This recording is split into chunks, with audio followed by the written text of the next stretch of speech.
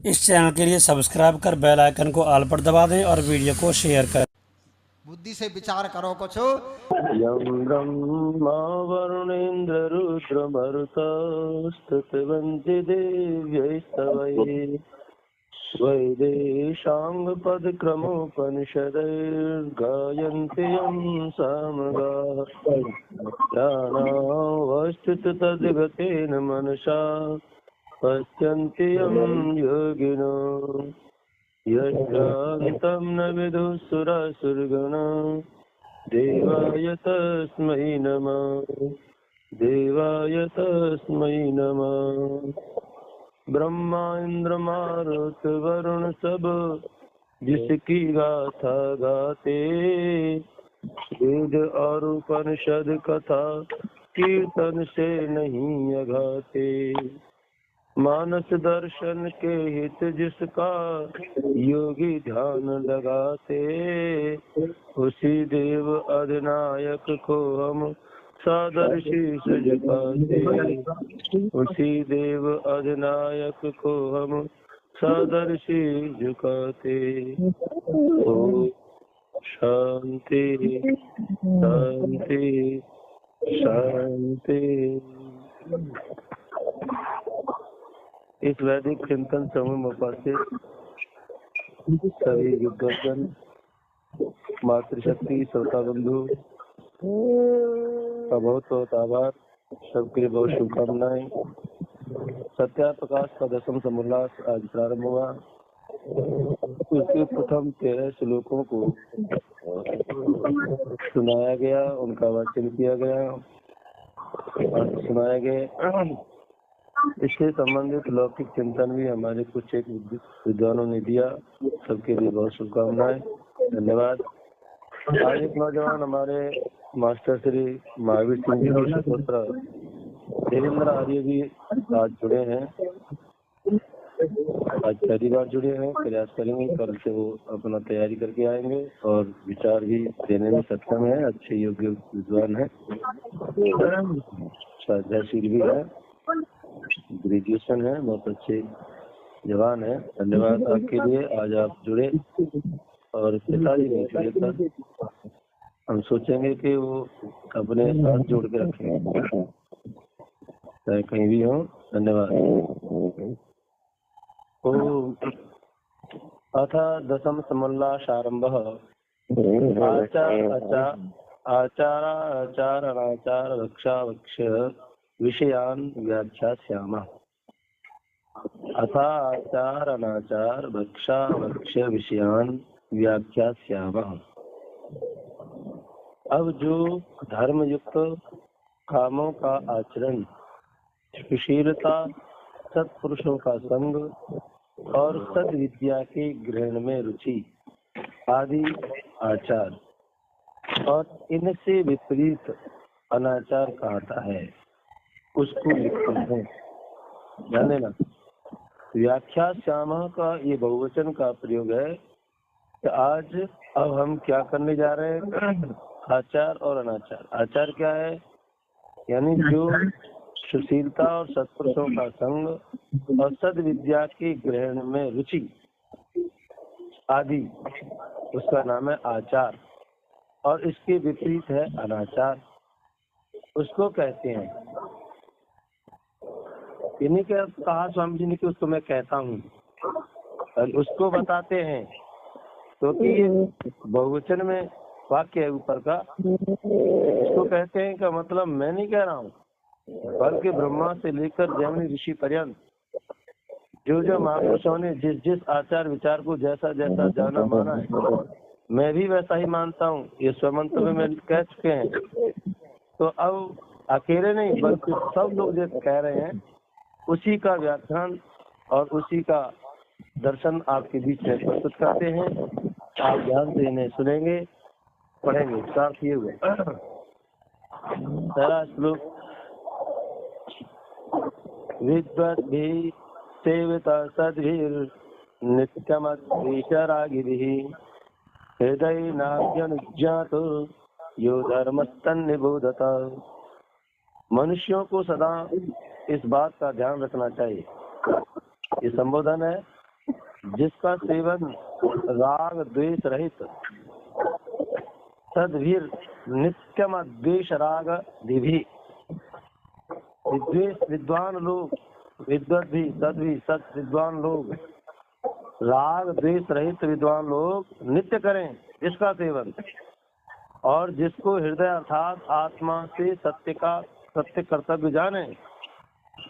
हृदय नाभ्यो निज्ञातो यो धर्म तद निबोधता, ऐसा जाने वही धर्म माननीय और करणीय है, उसी को धर्म समझिए। धर्म किसको कहेंगे आप? तो धर्म को यहाँ एक तरह से परिभाषित किया जा रहा है, जिसका सेवन विद्वान लोग कैसे करते हैं? राग द्वेष से रहित। आजकल के विद्वान लोग ना है, आज थोड़ा फंदा है, एक विद्वान दूसरे विद्वान के बात सुनना ना चाहता, आगे निकलते और समाज में भी दूषित प्रचार करते फिरते हैं। ये विद्वान नहीं है। विद्वान वह है जो राग द्वेष से रहित होता है, और जो आचरण वो नित्य करे राग द्वेष से रहित होकर, और अपने हृदय पर भी विचार करें। हमारे हृदय आत्मा में जो प्रिय है और अनुकूल है, जिसको हम कर्तव्य करना माने समझें कि ये करना चाहिए, वही धर्म माननीय है, बाकी दूसरा नहीं। सबके लिए होना चाहिए। जैसे हमें कोई कष्ट देता है तो हमें वह अच्छा नहीं लगता, अप्रिय लगता है, तो वह धर्म नहीं होगा, अधर्म होगा। ऐसे ही कोई व्यक्ति किसी प्राणी की हत्या करे और अपना खाना चाहे तो अप्रिय होगा, तो वह धर्म की कोटि में नहीं आएगा। कामात्मता न प्रसक्ता न चेह वास्यत् कामता काम्यो हि वेदाधिगमः कर्म योगश्च वैदिकः। और क्योंकि इस संसार में ऐसा क्यों करना चाहिए, ऊपर सिगल दिया पहला श्लोक में। तो आगे दूसरे श्लोक में कहते हैं क्योंकि ये शब्द उससे जोड़ दिया गया, क्योंकि संसार में अत्यंत कामात्मता और निष्कामता श्रेष्ठ नहीं है। वेदांत ज्ञान और वेदोक्त कर्म ये सब कामना ही से सिद्ध होते हैं। अत्यंत कामात्मता और अत्यंत ये जो निष्कामता है, ये दोनों नहीं। और देखो बहुत लोगों को, शास्त्रों को भी देखा, घर में भी लड़ाई इसी बात की है। तो बुढ़ा बुढ़िया क्या करते हैं, घर में बिल्कुल भी काम नहीं करना चाहेंगे, लेस मात्र भी, और एक जगह देवता के पत्थर की तरफ पूजने की योजना बनाते हैं।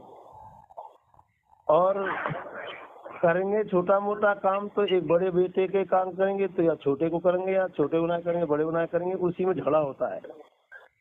और यहाँ इस बात को ध्यान में रखें कि अत्यंत कामना करना भी ठीक नहीं और निष्कामता भी ठीक नहीं, कि बिल्कुल निठल्ले बैठे रहो, ये भी पाप है। यानी जब हमारा शरीर चलता है और हम शरीर में खाते पीते हैं तो उतना पुरुषार्थ हमें करना चाहिए, लेकिन नहीं करते हैं। घरों में झगड़ा इसी बात का मिलता है, मुझे देखने मिला परिवारों में, और आश्रमों में भी यही व्यवस्था है। एक दो साधु हमारे पास पुरानी कहानी हो गई, बोले कि ये काम तो हमारे घर में ही था, जब हम ऐसा ही काम करते, झाड़ू लगाते तुम्हारो, तो अपने घर में झाड़ू लगा के फिर नाती पुतन से रोटी न ले लेते। तो इसका मतलब तुम निकम्मे बन के नहीं है। मैंने कहा ये वानप्रस्थ लिया आपने क्या? पुरुषार्थ है, पुरुषार्थ करिएगा, और बिना पुरुषार्थ की जो व्यक्ति खाता है खाता है, आप ये नहीं समझते। इसलिए यहाँ लिखा है कि अत्यंत और ज्यादा कामना के चक्कर में पड़े रहते लोग, वो भी ठीक नहीं है। आपकी बस का नहीं है, सामर्थ्य नहीं है, फिर भी आदमी लगा पड़ा है जो उसके सामर्थ्य से बाहर है और बड़ा दुख उठा रहा है, परेशानी भोग रहा है। किसके लिए? केवल लोलुपता के लिए। कोई दुकान चला रहे, कुछ कई बार प्रश्न है, दुकान में पड़े रहते हैं, दुकान चला रहे वहाँ आप व्यवस्था नहीं देंगे। तो इस प्रकार की जो व्यवस्थाएं हैं उनके लिए यहाँ संदेश दिया गया है कि ये ठीक नहीं है। ठीक क्या है? जो ऊपर पहले श्लोक में आपको दिया गया कि विद्वान राग द्वेष रहित जो आचरण करते हैं, अपनी जगह मानते हैं, वो ठीक वो करना चाहिए। तीसरे श्लोक में कहा है संकल्प मूल कामो वै यज्ञ संकल्प संभव धृतानि यम धर्माश्च सर्वे संकल्प जा स्मृतः। इस श्लोक में कहते हैं कि जो कोई कहे कि मैं निरीक्ष और निष्काम हूँ या हो जाऊं तो यह कभी नहीं हो सकता, क्योंकि सब काम अर्थात यज्ञ, सत्य, भाषण आदि, व्रत, यम, नियम रूपी धर्म आदि सब संकल्प ही से बनते हैं। बिना संकल्प के कभी, इसलिए संकल्प देने लेने की परंपरा धर्म कार्य में होती है।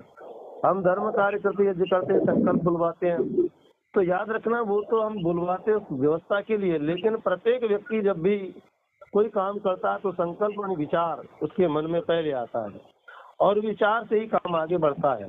इसलिए कोई बिना काम के नहीं रह सकता, ये कहने का तात्पर्य है। आगे कहते हैं अकामस्य क्रिया का चित दृश्यते नेह कर्हिचित यद्दद्धि कुरुते किंचित तत्तत् कामस्य चेष्टितम्। अकामस्य, बिना काम के, कहते क्योंकि जो जो हस्तपाद नेत्र मन आदि चलाए जाते हैं वे सब कामना ही से चलते हैं। हमारी आंख खुलती है, कान सुनता है, पैर चलते हैं, हाथ उठते हैं, ये कामना से होते हैं। बिना कामना के कभी ये कभी नहीं कर सकते। तो कहते हैं जो इच्छा न हो तो आंख का खोलना और नीचना भी नहीं हो सकता। कितना गहरी बात स्वामी ने बात कही। ऐसे संन्यास आश्रम में भी ये बात रखी है। सन्यासी लोग इतने होता अंदर निष्काम है। कई सन्यासी बच्चे पौराणिक जगत में वो सन्यासी निष्काम होता है, कामना रहित होता है, तो उसको कोई कामना नहीं होती, वह कभी काम नहीं करता, वो कार्य से रहित है। हमारे समाज में ज्यादातर ये मतलब निकम्मे मिलेंगे आपको, और इसलिए झगड़ा, फिर परेशान होते, आश्रम में रह नहीं पाते, तो फिर वहीं लौट करके अपने वहीं जाके मरेंगे भी। तो ये अब अव्यवस्था है। कहने का मतलब बिना काम के आपकी आंख नहीं चलती, कान नहीं चलते, और शरीर नहीं, जब शरीर चेष्टा होती है भोजन के लिए, आपकी रोटी तोड़ करके मुंह में ले जाते हो, ले जाते, फिर बिना कामना की, बिना कार्य किए, बिना सेवा किए अगर हम किसी का भक्षण कर रहे हैं तो ये भी बहुत बड़ा दोष है। एक दशमाल नाम का पौराणिक ग्रंथ है, उसमें हमारे एक साथी बता रहे, उन्होंने उसी लाइन से निकल के आए थे, तो उसमें कई साधुओं का जिक्र दिया है, और विशेषकर ये जो भक्ति काल के महात्मा लोग हैं उनका उल्लेख है।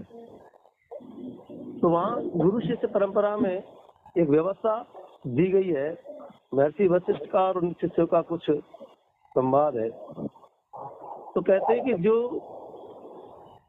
गृहस्थ आश्रम से अन्न लेके आते हैं और गृही लोग अन्न के उत्पादन करने में जितना पुरुषार्थ करते हैं, पसीना बहाते हैं, कहते साधु को भी उतना ही पुरुषार्थ पसीना बहा करके उस अन्न को ग्रहण करना चाहिए। अब पुरुषार्थ करने में, पसीना बहाने में, दोनों में अंतर होगा। इधर वह अन्न को उत्पन्न करने में, खेती बाड़ी में फावड़ा से, कुदाल से, ट्रैक्टर से, हल बैल से अपना खेत जोतता है, मेहनत करता है, पुरुषार्थ करता है, पसीना बहाता है, तब अन्न उत्पन्न होके आता है। उस अन्न को हम मांग के लाते हैं, कहीं से 20 किलो, कहीं से 50 किलो, कहीं 1 कुंटल। तो उस अन्न को ला करके हम हलवा पड़े पड़े खाते रहते हैं, तो ये हम पाप करते हैं उस दशमाल ग्रंथ के अनुसार। और वो कहता है कि उतना ही पुरुषार्थ करके, जितना उसने पुरुषार्थ किया है उतना ही पुरुषार्थ करके हमें भी उसका भोग करना चाहिए। अब किसमें पुरुषार्थ करें आप? पहले आप आश्रम मर्यादाओं में, आश्रम की देखरेख में, आश्रम के पेड़ पौधों के लगाने में, अपना व्यायाम करने में, स्वाध्याय करने में, यज्ञ तप करने में हम अपना खून बहाएं, पुरुषार्थ करें, पसीना बहाएं, और जब पूरी तरह से थक जाएं तब हम उस अन्न का सेवन करें। तो यहाँ ये बात साधुओं के लिए, वानप्रस्थियों के लिए, ब्रह्मचारियों के लिए आवश्यक है। मैं बहुत बड़ा इस सब विषयों पर ध्यान देता हूँ, खुद भी कभी निरालस्य या बिना कामना के नहीं रहता, जरा सा भी। हालांकि मैं अस्वस्थ चल रहा हूँ 2 महीने से, फिर भी जरा भी स्वास्थ्य ठीक होता है तो खेतों में, पेड़ पौधों में, गायों के लिए हरा चारा वारा लगाने की व्यवस्था में जुट जाता हूँ। और हमेशा उस व्यक्ति से, बच्चों से, सबसे मैं कहता रहता हूँ। इसी कारण से कुछ लोग नाराज भी रहते हैं और अव्यवस्था मानते हैं, और हम कहते हैं कि कल्याण के लिए। और यदि इस अवस्था में बच्चों को काम आदि व्यवस्था में नहीं जोड़ेंगे, आप उसको कर्तव्यनिष्ठ नहीं बनाएंगे, तो आगे चल के वही बालक, दोनों तरफ समस्या है। यहाँ कार्य के कारण लोग अपने बच्चों को नहीं पढ़ा पाते, और वहाँ बालक काम नहीं करता, वहाँ परेशान होते कि इतना बड़ा हो गया, इतना पड़ गया, ये हो गया, अब ये बिल्कुल काम नहीं करता, पेंट में हाथ दे घूमता फिरता है। तो आप विचार करो दोनों लॉजिकलों को आप समझिएगा। बालक जब आगे निकल जाता है तो वहाँ काम के लिए लड़के परेशान होते हैं। यहाँ बच्चे को ठीक समय पर सही व्यवस्था विद्या के क्षेत्र में भी उसको आगे बढ़ाते हैं और उसका पुरुषार्थ भी आगे बढ़ना चाहिए। वह पशुओं के से प्यार भी उसका होना चाहिए, माता पिता से प्यार होना चाहिए, खेती से प्यार होना चाहिए, सारी विद्या उसको दी जाती हैं। तो यहाँ बदमाश जो ये कहते करेगा वहाँ तो काम करवाता है, पढ़ा तो सुनाए, ऐसे दुष्ट लोग प्रचार करते हैं। तो याद रखना ये सब बातें आचार अनाचार में आप जो पढ़ रहे हैं ये लोक में भी ला करके देखें कि लौकिकता के आधार पर भी हमारे लोग कहाँ गलती कर रहे हैं। इसीलिए ये पाठ पढ़ाया जा रहा है और सबको ये चिंतन दिया जा रहा है। तो हम अपनी जो हम चेष्टा करते हैं उस चेष्टा के अनुसार हमारे शरीर के अंग काम करते हैं, तो वैसे ही हमें पुरुषार्थ भी करना चाहिए।